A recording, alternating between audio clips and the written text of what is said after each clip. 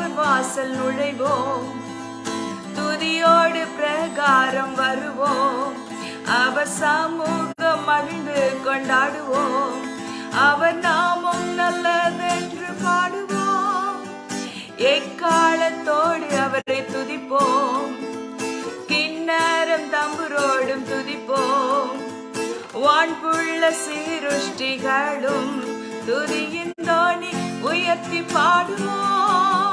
கர்த்தர் நல்லவர், கர்த்தர் நல்லவர், கர்த்தர் நல்லவர், கர்த்தர் நல்லவர், கர்த்தர் நல்லவர், அவர் கிருபை என்றென்றும் உள்ளது.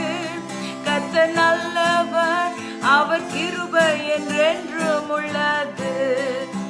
இயேசு தேவகுமாரன் உன்னத சர்வ சிருஷ்டிக்கும் காரணர்,